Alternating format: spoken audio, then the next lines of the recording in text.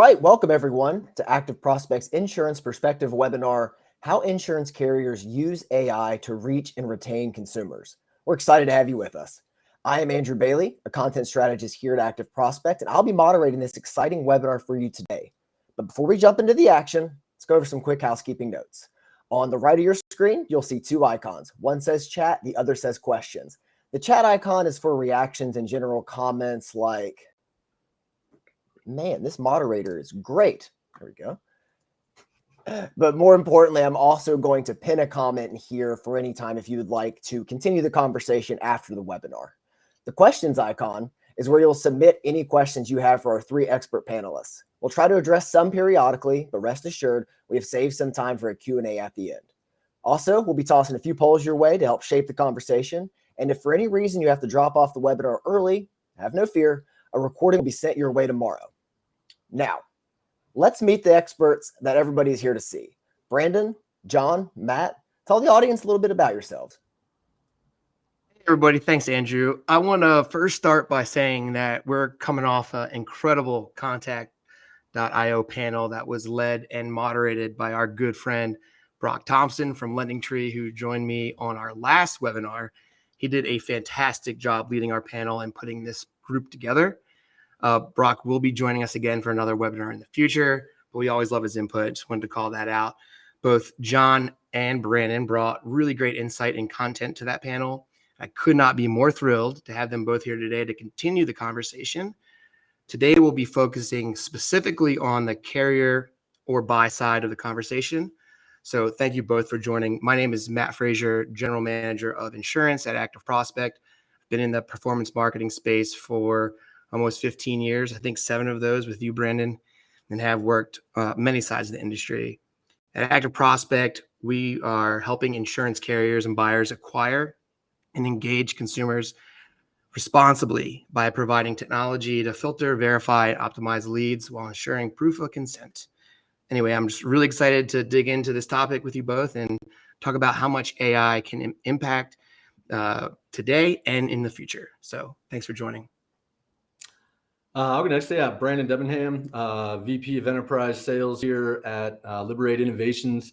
I have background 15 years in lead generation. I've been fortunate and unfortunate enough to work on nearly every single side of the industry, from dialing outbound to customers who filled out a lead form, to working with local agents who were purchasing leads as a retail product, eventually managing inbound traffic from publishers and marketing sources, and then eventually working outbound to sell those to buyers and carriers. And for the last decade, worked at a company called Lead Cloud doing API data integration with insurance carriers, working to drive their direct consumer efforts and get Rate Call One further up the funnel. Excited to be here. Yeah, I'm John Henson. I'm an attorney. I have the law firm Henson Legal. Prior to that, I was at another law firm where I did a lot of TCPA work. Prior to that, I was general counsel at a company that dealt with a lot of marketing and TCPA type issues, as well as prior to that, I was at LendingTree for 7 years, where not only was I on the legal side, I also ran a P&L there for 2 years. So getting to see it from both sides of the transaction, trying to make some money on the progress, but then also trying to protect the company from a regulatory aspect as well. My practice consists of a lot of TCPA, but also an increasing number of AI clients as well, and lead generation clients who are looking to get in to use AI to offer more products to their clients. So thanks for having me today, and looking forward to this conversation. Thank you for those intros, gentlemen. And Matt, I'm sorry. I hope I can do my best to carry on the legacy of Brock here today. I'm not a Browns fan, at least. All right, let's dive in. Brandon, from your frontline perspective, how are you seeing AI transform how insurance carriers are engaging with consumers today? Yeah, so over the last year, it's been interesting to see kind of the evolution of the traction, right? So our product here at Liberate Innovations was designed around claims intake. So the founders actually came from an insurance carrier. They designed the technology to help with claims intake. Some of our early customers were insurance carriers in Florida who are using this technology to help support their claims intake during cat season. And as you can imagine, last year, back-to-back hurricanes are coming through and people are standing in water and they're trying to file their first notification of loss with their carrier. and phone lines are down and their wait times are up. And I think at our peak, we were filing close to 1 claim every 6 seconds throughout cat season. And this is without human involvement. And so that was the initial use case. But where we're starting to see a lot of traction, oddly enough, is with regard to just replacing what is currently today a terrible IVR experience and allowing carriers to just answer every single phone call. And from that phone call to ask the customer, hey, how can I help you today? And have the customer say, I need to, add a vehicle, right? And this is interesting because most carriers will have within their IVR, an option that says, if you need to file an endorsement, please press 8. Or somewhere back down the IVR, but most people will just say 2 for service. They'll get to service. Service is going to say, you know what, I actually need to transfer you somewhere else to add your vehicle. And so just streamlining the process by triaging customers to the right department without even doing anything else is alleviating some of the backup in terms of the service side. It increases the customer experience, but then more importantly, it shows the carrier, these are the things that people are calling you about. And these are the ways that you can most quickly reduce those efforts. And so, we're seeing that for non-standard carriers in general, almost 60% of the calls to the service department are to make a payment. And that's one of those things as a non-standard carrier, if you got somebody on the phone who wants to make a payment right now, right, they're making a decision in many cases between do I pay for something I want versus this insurance policy that I need. And if you have that opportunity to take that payment immediately, you got to do it. So, that is not how we thought we'd see our biggest point of traction. We thought it would be quoting and claims and these deep technical integrations, which we are seeing. But the thing that's adding the most lift is just answering every phone call. Yeah, I agree. Right. I think to start, that's where it is the most comfortable. Right. So, having AI move in place of a rigid IVR with an actual voice fronter, that makes that user experience way better. You can route calls more accurately, get the consumer to the right place. But that's kind of like the jump off point, I think, for these carriers to really start to adopt AI. It's an easy place to start. Oh, agreed. And in fact, I'd argue that that's the place that ultimately adds the least amount of value long-term, right? Because if you think about the value of a person at a desk, right, and they're on a phone, the questions that they're asking you are really kind of 5% of the challenge. The other 95% is taking what they're giving you in terms of responses and typing that and adding that into a system somewhere where you can complete some sort of a task. And so the downline benefit from deep integrations is when somebody comes in the door and says, I need to make a payment or I need to add a vehicle, being able to then key into that policy admin system to take the necessary information, to validate that customer as a customer, and then to actually complete that task one-to-one. I mean, that efficiency sounds great. I mean, like you said, this may be just like the short term, like right now, like until we can really expand upon it. But to that point, John, from a legal standpoint, what concerns or questions are carriers bringing up as they start to adopt AI more widely? Yeah, and I think that is a great example too, right? Like Brandon mentioned, this is the low-hanging fruit. Mhm. But what it does is it gets carriers and just companies in general, like, okay, this is how this is going to work in practice. Here's where we're seeing missteps. And like, that's the fear. The fear is I'm going to go implement AI and then immediately, something horrendous is going to happen with the voice, right? And they're going to say something that I don't want it to say. But if you get that low risk testing ground in place of the IVR, for example, it can really help get people comfortable with it. I think there's two big risks that I think carriers and other companies that I'm talking to are seeing. One is the risk between inbound and outbound. I think a lot of people are a lot more comfortable using it on the inbound front because for some of the reason I just said, right? There's a way that it's somewhat more controllable, right? If it's inbound, I can give it better parameters. Plus outbound has other risk, right? That we can talk about later. But the second area, and I would actually be interested to hear Matt and Brandon's thoughts about this, is if I take a step back and I think about a year ago, what you would see in the conferences, right? Like, my God, everybody who could afford a booth had an AI product, and they all had some sort of AI voice product. Yeah. And a lot of times those were just pretty wrappers. Now you're seeing a lot more what I would call a dedicated AI platform. Like this is actually what we do, right? And we have built this product for a specific use case. And that I think there's a lot of vendor risk that companies are dealing with of, I know we need to be in this space, but like, how do we go find a good partner to partner with? Because there's a lot of people out there wanting to sell you AI products. And I think there's a lot of concern that if we have a problem, this person who lives in his mom's basement may not be there, right? So like, I think that's what I'm seeing a lot of, and I feel that from my clients as well, of like, how do we know this is a good partner, right? And Brandon, I would love to hear your thoughts on that, especially from a vendor standpoint. And do you have to deal with those kind of questions? Nope, Brandon, we can't hear you. That's all, guys. I muted myself because there he is. There was a bus coming through here, so I mean, honestly, the first question from the carriers, comes from how well funded are you, right? Yeah. Are you going to be here in a year?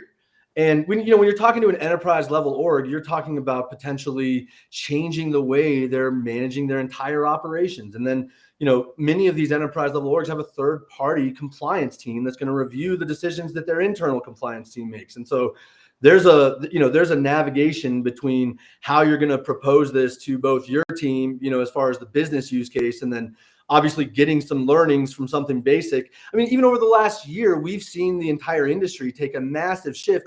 If I rewind to a year ago, I came into, work at Liberate with TCPA changes coming down the pipe, and everybody's worried about one-to-one. And in the future, we're all trying to we're shifting off of multiple distribution. We're trying to figure out how we're going to optimize enough of the sales to justify the cost of marketing. And so as a result, people are thinking, I'm just going to move everything to calls. And then all of a sudden, TCPA changes are off the table, and now outbound dialing is back on the table. And so there's a large conversation that's been growing over the last 8 months about, okay, how do we do the outbound component legally? And are we going to, is this an abandon according to TSR, or is this going to violate TCPA? And how come there's discrepancies between the two? And I mean, I guess we'll talk a little bit more about this, but to answer your question, John, about what do you need to ensure, that your AI technology is checking off from a box perspective? Look at things like data security, right?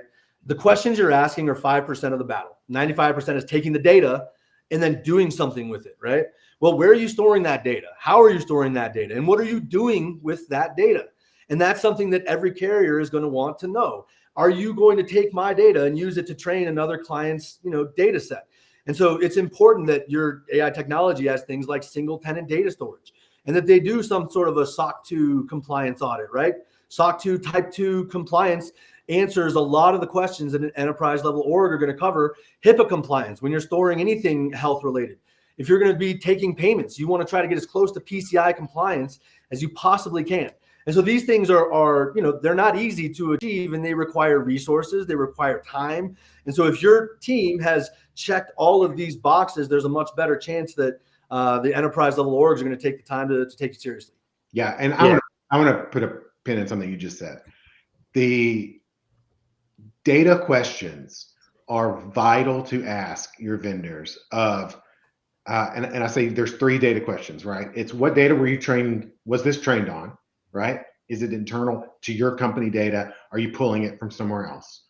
2, what are you doing with the data that we give you, right?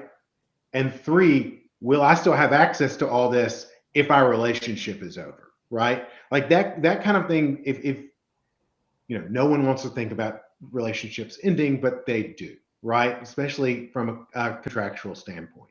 But so you've got to ask those questions as well. And I think people miss those all the time, especially when dealing with AI. Like, you've got to know, is this company going to go take my data, train their system on it, and then go to my competitor and use my data? Because that's not great, right? And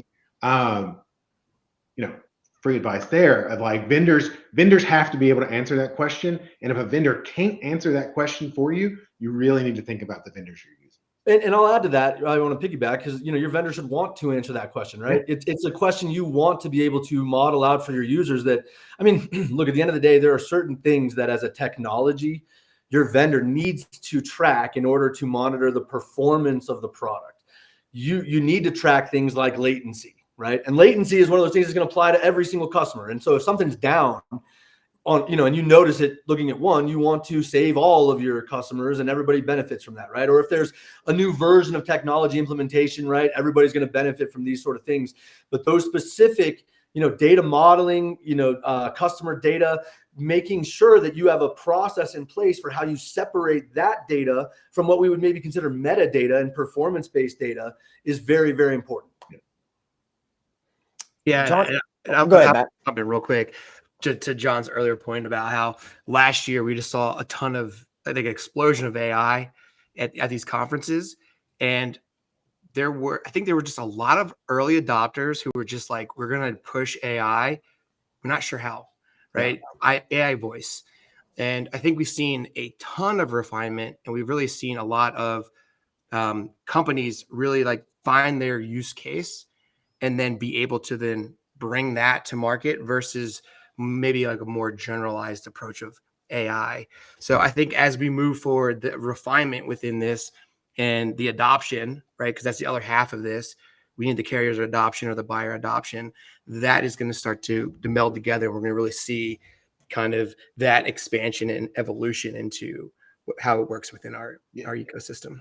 Yeah, I agree, Matt. I think, you know, I was talking to a friend of mine the other day, like this feels like the second product cycle, and that we're still 1 to 2 product cycles away from like this being really, really transformative. Yeah. But you do have some companies who are out there ahead of it, like really, really building new products. And I think that it's really exciting because there was a lot of drop off from those vendors last year, right? Totally. I didn't see it here. So I think we'll see that. I think over time, we're going to see, you know, first of all, consolidation, right? That's normal. We'll start to see some of the specific companies sort of take on specialized industries and become a leader in that space. And, you know, nuance is real when it comes to something like insurance. You know, if you're working with an insurance carrier and you're wanting to do something like run an insurance quote, and you've got somebody on the phone and you're going to get that person all the way through a rate call 1, you're going to need to collect a VIN number. And collecting a VIN number is a very complicated task when it comes to an AI tool, right? This is a 17-digit number. The way this customer is going to deliver this is they're going to say, hold on, I got to go to my car and I'm going to get this. Give me a minute. They're going to they're going to make you wait for 2 minutes, come back and say, okay, it's EGBV. Actually, hold on. It's EGCB. And that process of having your AI tool focus on, you know, long enough, make sure you collect all those digits, make sure you're validating that back. And I mean, that is the complicated process, and not allowing your tool to start hallucinating, right? That's the key word that everybody loves to hone in on. But, you know, structuring the conversations in a way where you can actually stay focused through a 25 question data set, and a set that might change, right? When you get into something like commercial insurance, your questions are going to change based on whether I own a restaurant or whether I am trying to insure a rock stand, right? And so those nuances are important, and being able to navigate them effectively are what's going to separate, I think, a lot of the tools in the market. Yeah. I want to jump to a quick question here we got from the audience, because I think it really pertains to what we're discussing right now. The question is from an anonymous user. It says, obviously using ActiveProspect to track TCPA consent and submission is a must, but in addition to that, what else does a marketer need to have in place to be able to use AI to place an outbound dial, with AI being the speaking party when the consumer answers? And I think they're kind of like relating this to a TCPA, TSR type of conversation. John, if you want to take the lead on this one. Yeah, so this is probably the question I've been asked the most over the last 6 weeks by clients, right? And a couple of things. One, I'm going to take a step back. The FCC is the governing body over the TCPA. They're the ones that enforce the TCPA. They stated early last year, 2024, that artificial intelligence generated voice, AI generated voice, is an artificial voice under the TCPA. And what does that mean? That means as an artificial voice, we're going to put it in the regulated technology bucket, that if you've been in this space for any time, you generally associate with robodialers, right? So regulated technology is not just robodialers, it's also artificial or pre-recorded voice, which includes AI generated voice. What that means is you have to have a certain level of consent based on the call type, whether that's informational or marketing, okay? However, when you really dig into the TCPA statutes, excuse me, the regulations, recorded voice, pre-recorded voice, or artificial voice also comes with a bunch of other requirements. Certain disclosures have to be given within the first 2 seconds after pickup. There's, there has to be a way for the consumer to opt out during the call. So these things all are now implemented when you're using that AI voice. So for example, if you're just having an AI outbound voice calling and saying, hey, this is, John Henson from John Henson Insurance, make sure you call us with your 2025 insurance quotes. Thanks. Like that's not good, right? Like that's violating some basic TCPA standards. So you need to make sure that your AI is following the right script, having the right scripting elements included in the call are very important. And then when you look at the TSR, it also has requirements for pre-recorded voice, including abandonment numbers. You have to keep your abandons under a certain percentage when you're using this technology. And there is some discrepancy between TSR and TCPA in some of these areas.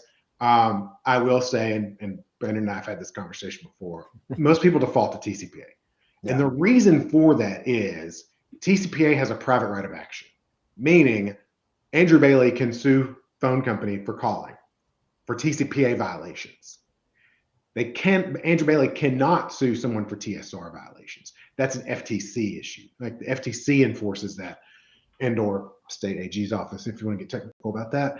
But so long story short, the TCPA is the problem, like for most users, companies using these type of products. So again, your mileage may vary, your legal counsel may have a different opinion.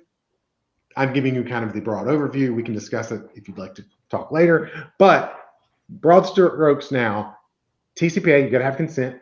You got to make sure you're checking the right boxes for pre-recorded messages.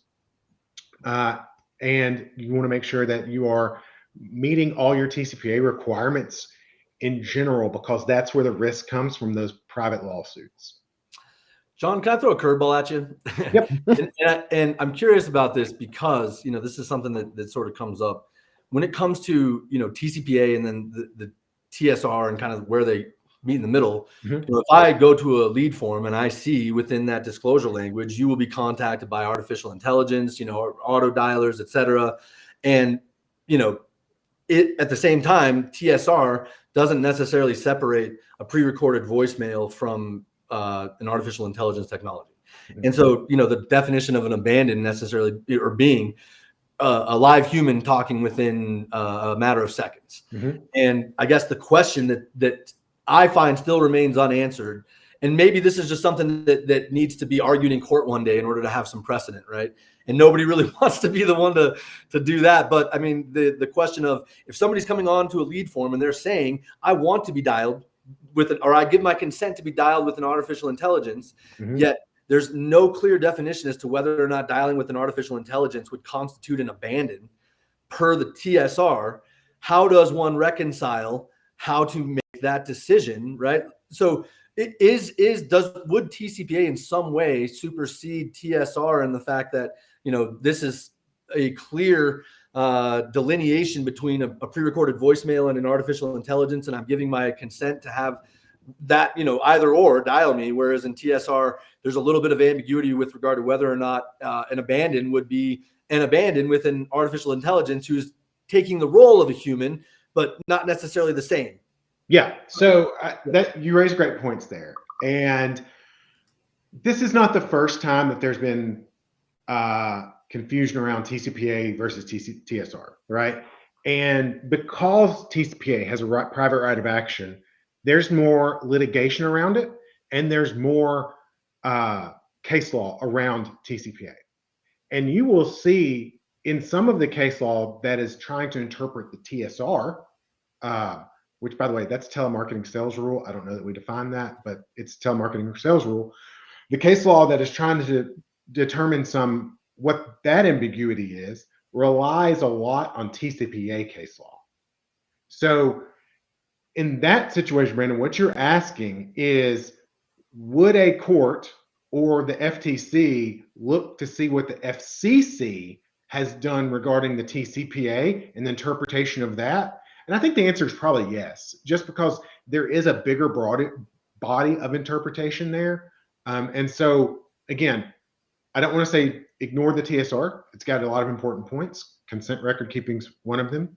But from this standpoint, I think because there's more guidance from the FCC, there's more case law around the TCPA, that if you're going to, the tag goes to TCPA, long story short. Right? Like the tag goes to the runner. If you try to play with matches or decide to play with a flamethrower, you try to advise to play with matches because a flamethrower could do a lot of damage. Yep.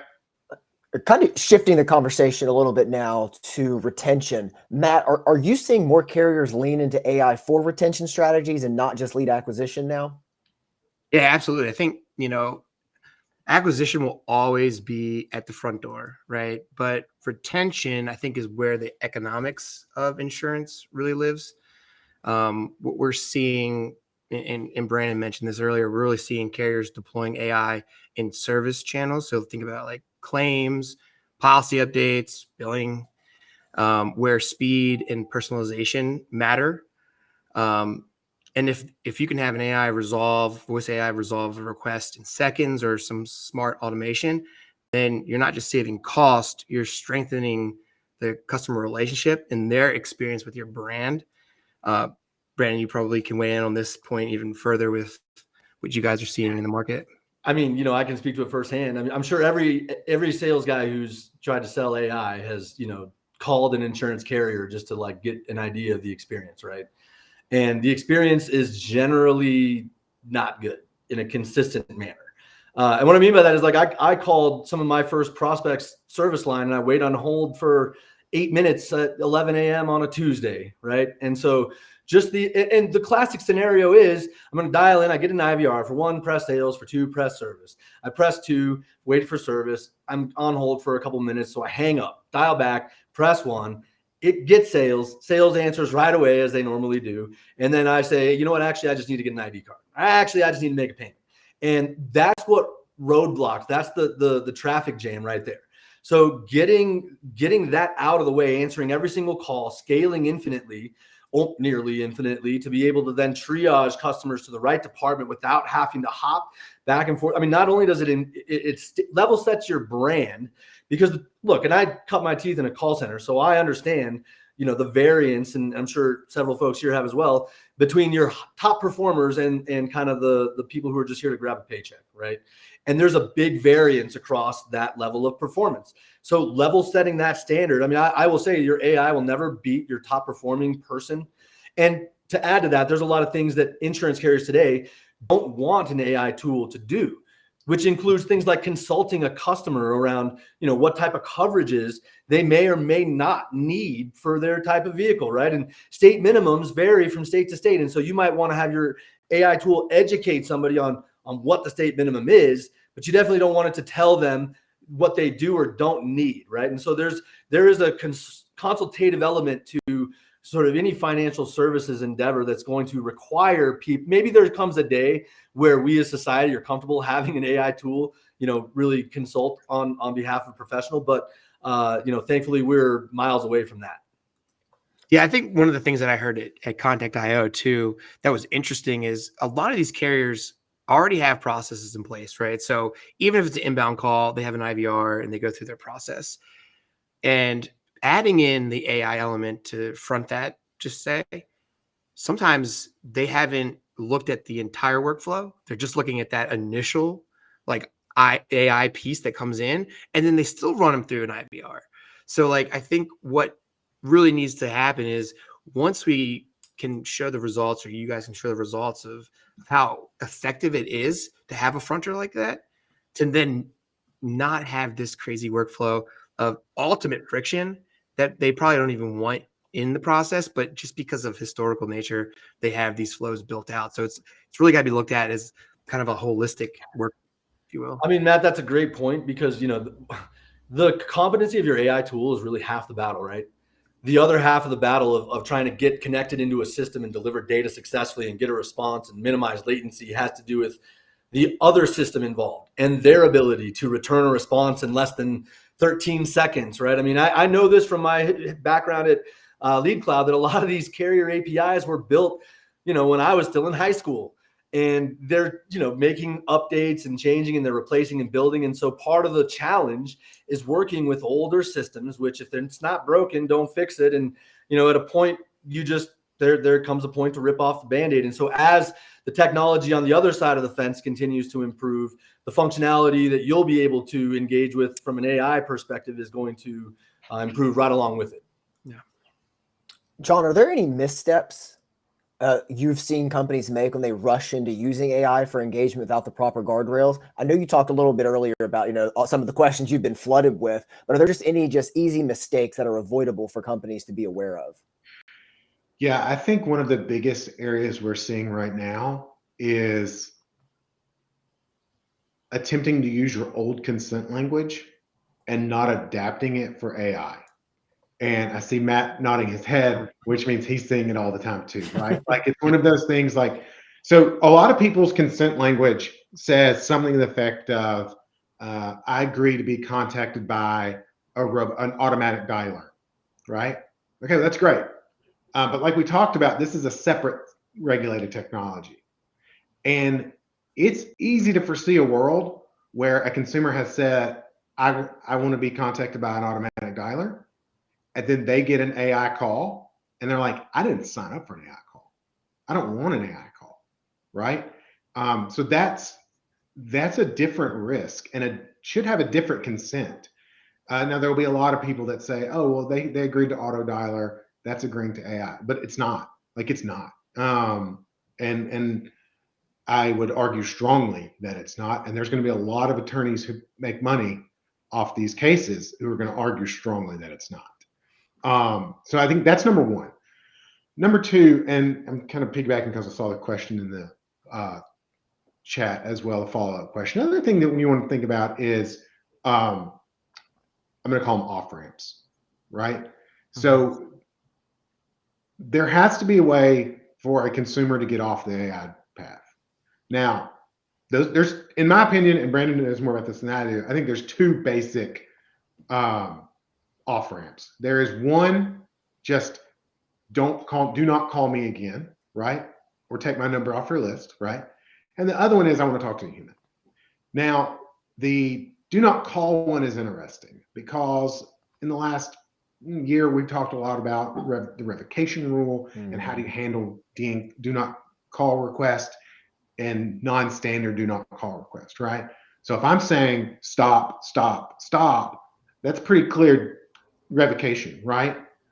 If I say, you people call me all the time, leave me alone, that doesn't fall into a nice little bucket, right?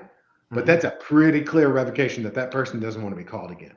So even your AI has to understand that. And like, if you really hate your customers, you're going to have an AI who says, I'm sorry, I didn't quite get that. Would you like to renew your policy now?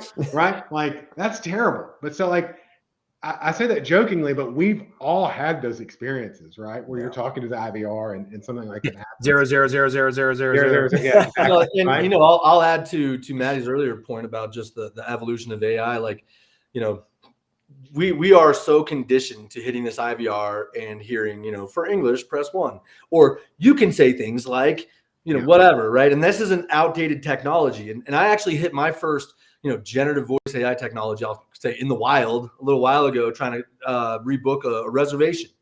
And it worked so well. It was amazing. I called in, I was able to rebook my reservation, didn't have to talk with the person. And then I started thinking it's not going to be that long before, as a society, we hit, enough good technologies and have had enough bad experience with what we're currently dealing with to start, just as a society, changing our perception of, like, I don't think it's that long before people are thinking, gosh, I hope these guys just have an AI technology when they're calling it. Rather than, right now, the knee jerk is agent, right? And in addition, there is a lot that is being done. I mean, I'm going to pat my Liberate team on the back for creating an amazing sentiment analysis technology, which will identify when a customer is starting to get frustrated, right? And our off-ramp is, hey, I can tell this isn't working out. Let's get you on the phone with a human, right? And that is a mid-call analysis technique that's going to be able to, in real time, flag your team to say, hey, something's wrong. Like either the script's broken or the customers are getting frustrated. There's a point of friction. But then not only that, allowing data to actually show that, right? At what point in the conversation are you hitting the friction? Are people dropping off? And if, all of this just comes down to hours spent in the trenches. You need a big customer to first sort of fail a few times to build some of those guardrails that, like you're talking about, the how to collect a 17-digit VIN number or how to do some of these other specific use cases without sounding too robotic. And I'll also add that here's my sales guy cap coming on, that I noticed that we look at AI technology with such a fine-tooth comb because it's, we're proposing this as the solution to the problem of inconsistencies within your people. And the truth is there is training that needs to happen with any sort of an AI technology. And so day one, one of the things I find, as to kind of piggyback on this last question, what are some of the pitfalls early on, is having an unrealistic expectation of what AI can accomplish day one. And the fact that you do need to test this, train it, tweak it, and really optimize the process. So over, the course of 60 to 90 days, 120 days, just like an employee, you've really trained this system to work in a consistent manner. Yeah, I think the sentiment there is it's not necessarily a plug and play tool, right? It's more of a strategic capability. You want to make sure that you have this thing trained. I think we all can agree that AI at some point is going to be really, really, really good. But today we still have to have guardrails, off ramps, and I just think making sure that you have those in place so that this is actually a strategic capability and not a way to damage your brand. And for any, just to kind of call this point out, because I don't think we really do often, is we're also expecting people to not deviate from scripts or do anything that would cause issue, right? But there's always, a possibility of somebody being frazzled and get to a point where they get a call and they just go off, right? So, if my old nothing is perfect here. My calls from the past, I'd have been fired already. Exactly. So nothing is perfect here. I think we've said this. Well, go ahead, Brandon. I was just going to say, I love the question that just came into the chat, Andrew, if you wanted to potentially. Yeah, I'll go ahead and read this one. You guys can take it whatever direction you'd like. So this question comes in the chat from Brian Brown. Please address legality related to agent licensing when using AI. Has NAIC or states addressed this? Most states require agents or CSR to be licensed to bind or make changes. Has this come up with early adopters? So, John, I'm gonna kind of have you tackle this as a second part, if you don't mind, because I want to talk a little bit about sort of what we're doing today, which I'm taking on a little bit of risk here. But, some of what we're doing and helping carriers to do is allow customers to sort of self-fulfill, right? And this is part of the path that carriers have been focusing their dollars on over the last decade, is building direct-to-consumer path, get people off of the phone and try to get them onto their website where they can then go fill out their information, see a quote. If they like it, give their credit card and bind it. And so, the question for me and the way that I kind of frame this is, well, what if I want to go to a website and bind a policy, but I don't have any hands? Yeah. And I can't type in my, I can't type in my information and I need to have some voice technology to relay that, right? In my mind, the question comes down to, at what point are you consulting that user on what they should or shouldn't do? Or are you consulting that user, right? Because if I go to a direct-to-consumer site and I see options for what I can buy and I choose that plan and I buy it, I'm doing that today via, a direct website. Now, the other side of that is if I call in and have a question about, is there a better coverage? And then actually I'll add that many carriers would more prefer to get that person on the phone to an agent to sell them a better product, and it's more profitable for you to have your agent actually sell them a better use than have them sort of select their own. But where's the kind of line as far as, because I can say that there are customers today who are using our technology to bind an insurance policy. It's something basic like a renter's policy where it's, here's what you're buying, take it or leave it, give me your credit card number, buy. And we're helping them to complete that. Now, where does the licensing requirement come in? Yeah, I don't know that NAIC has said, first of all. I would be shocked if they have. But So I think it's an interesting world, and we're seeing it too, like in mortgage as well, right? Like how far down the path can you go before you have to be licensed? What I'm seeing companies do on both mortgage and some insurance is that hub and spoke model, right? Of like, I'm going to go have my AI agents out there doing everything up until the very end, and then sending them to a licensed agent for the final process. But like there's not a lot of guidance. I know that we have already had multiple companies create an AI that can go past the test to become an agent. And I know there was one who like passed it in multiple states, and my recollection of the story is that they didn't tell Florida that they were doing it, and then it passed, and they asked Florida like, "Hey, so our AI just passed your insurance test. What can we do?"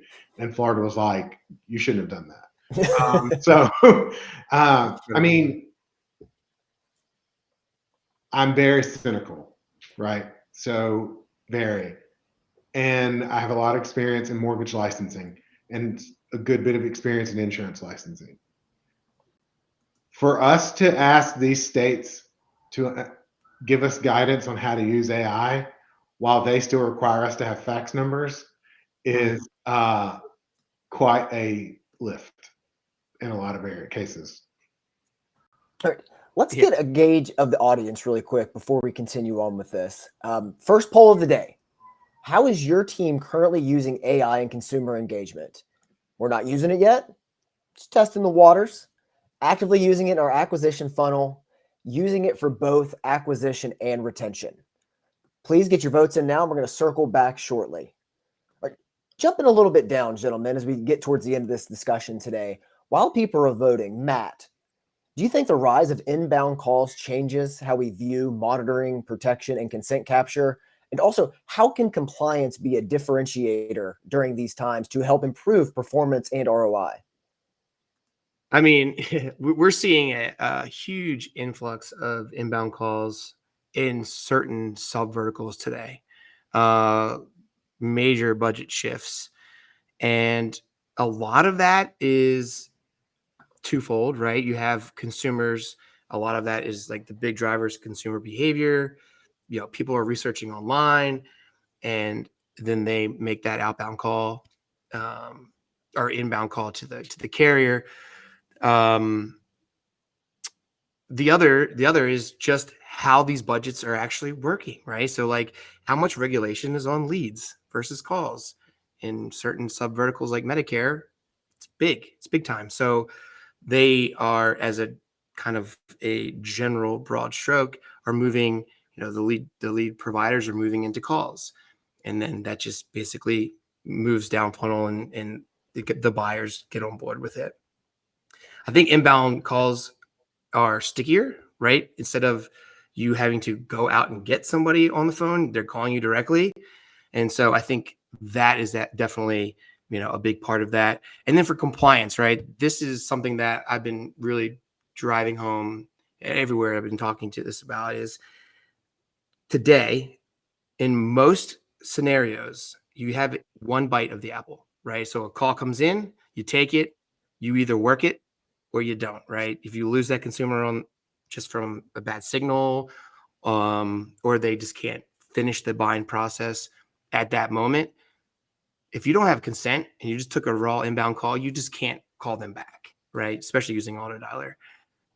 So really kind of looking at ways to capture consent when that call comes in so that you have additional opportunities to re-engage, remarket, or even cross-sell consumers from an inbound call. So that's something definitely that, ActiveProspect is thinking about very, very, very heavily. If I can piggyback on that, Matt, I mean, the inbound call, the call piece, if we think about just lead gen over the last decade, right?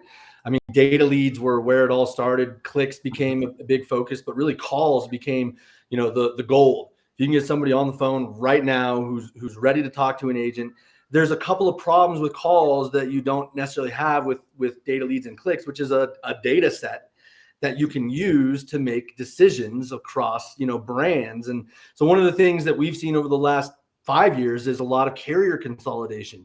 carriers buying multiple brands to service both, both lines. We have a preferred product, and we just bought another carrier that offers our non-standard.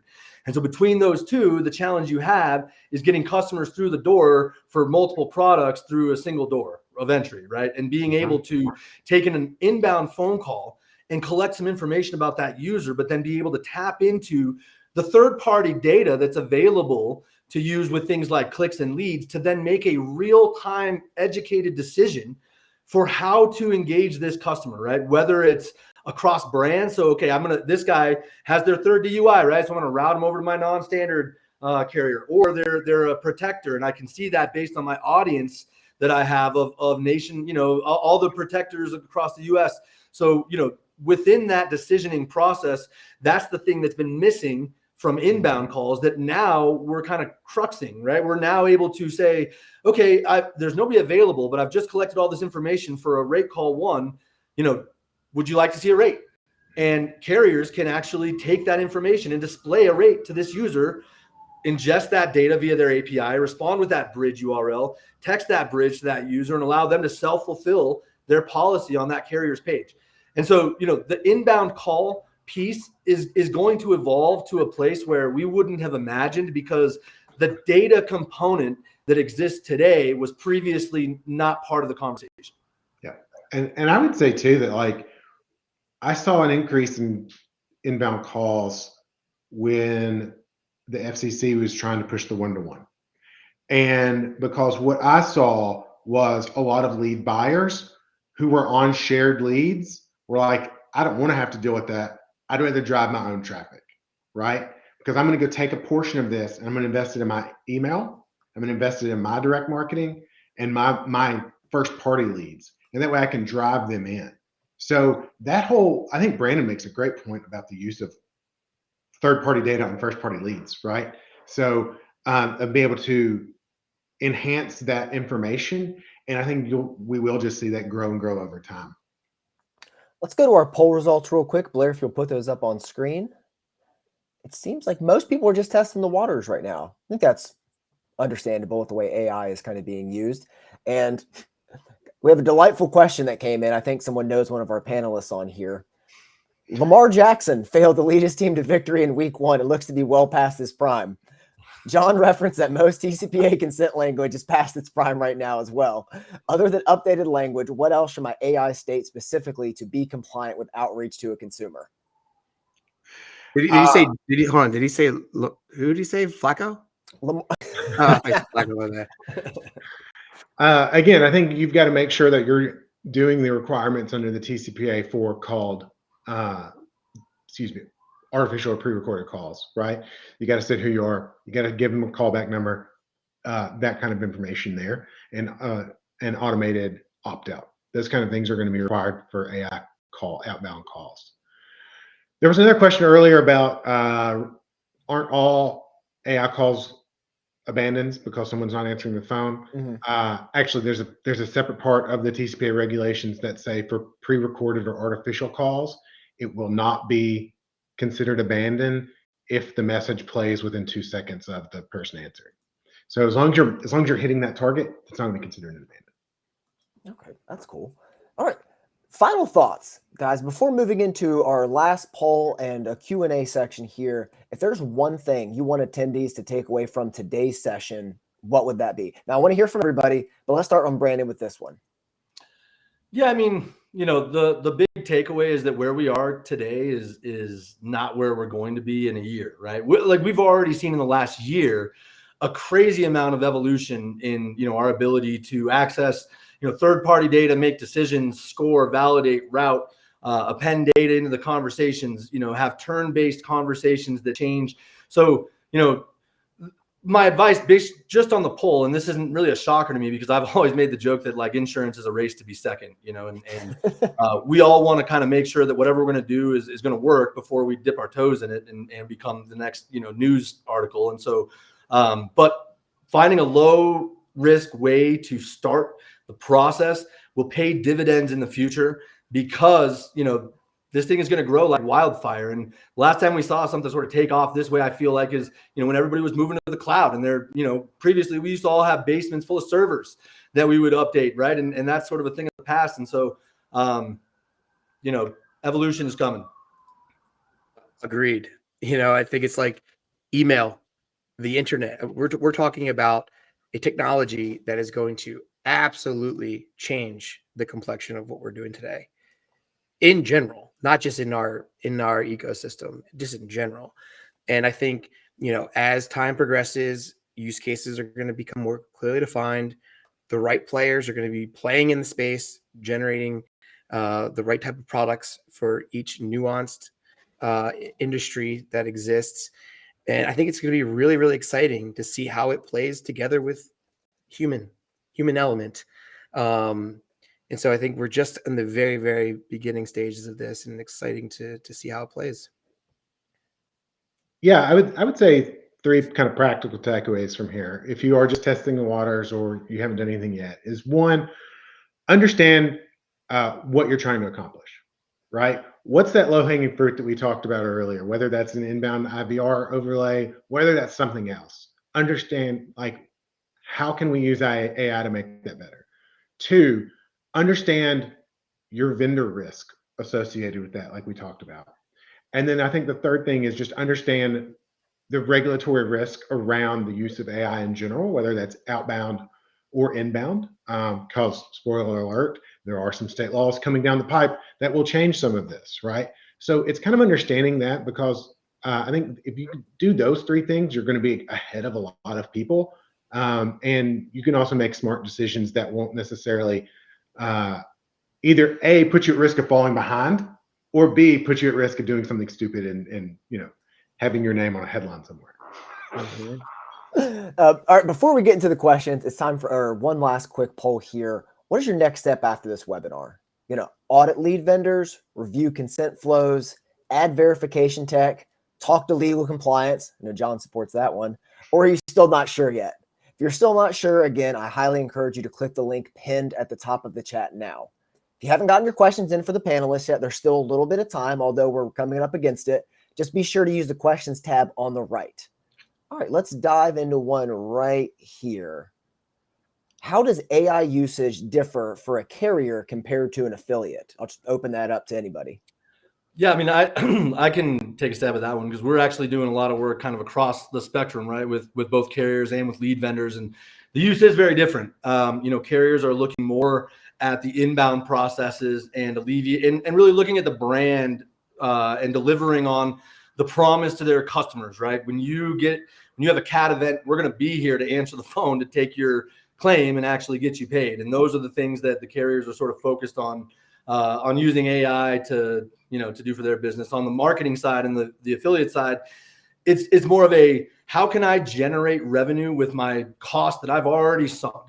So, today lead vendors are selling data leads into the market.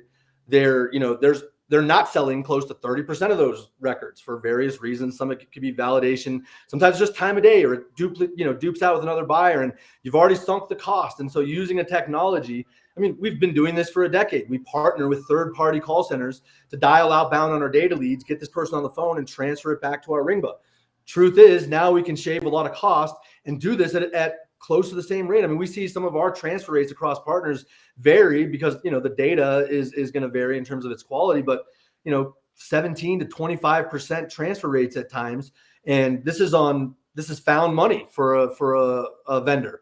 So in addition, thinking about how to optimize callers when there's nobody available. Right now, 30% of inbound calls from an affiliate are going to fall on the floor because they're just not going to sell them.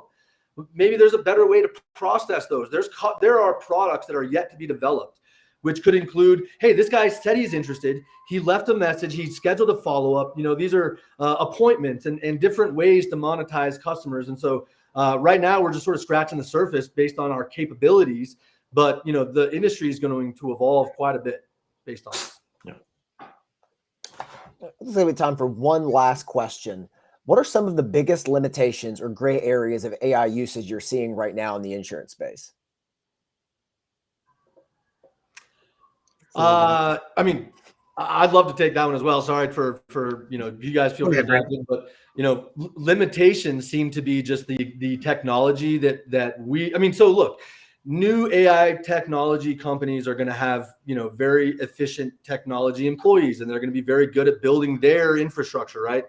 The gray area is the hundreds of systems that you're going to need, that you as a technology and AI technology are going to need to integrate into. And whether or not, that technology is able to respond in time, and whether or not you get access to the system that your large agency uses. There's certain technologies that won't let you do an API integration into their system. And so some of that is just a limitation on behalf of the industry and not necessarily on behalf of, the AI technologies. Anything you'd like to add, Matt? No. I think that's Yeah, if you need me to mute Brandon again, I can always do it, just like earlier. Hey, look, I worked with Brandon for 7 years. This is our dynamic. All right. I would just say real quick, like the Yeah. biggest gray area is not insurance specific for me. It's the use of AI and outbound. I think there's just a lot of people who are scared or have how to use it effectively and efficiently while and compliantly, right? So that's one of the biggest areas I see. Yeah. That's going to wrap it up for us today, everyone. A huge thank you to Brandon, John, and Matt for sharing your unique perspectives. And thank you to all of you for showing up, asking great questions, and for keeping a conversation around insurance and compliance lively and engaging. And a special thank you to all of our subscribers who have committed to staying in the know during these evolving times. Please mark your calendars and join us September 24th for our next webinar, Building the Right Social Lead Gen Strategy, from Click to Conversion. This webinar will focus specifically on how to turn clicks into high-quality, compliant conversions using smart, creative, platform-specific tactics and real-time lead optimization. There will be a link in the chat to register now. Lastly, if you'd like to continue this conversation, please reach out to us via the pinned comment in the chat or by answering our latest poll. Again, I'm Andrew Bailey. Have a great day. Embrace the power of AI. Don't be in a race to finish second. Lamar Jackson is not past his prime, and we'll see you in 2 weeks. Thanks, everyone.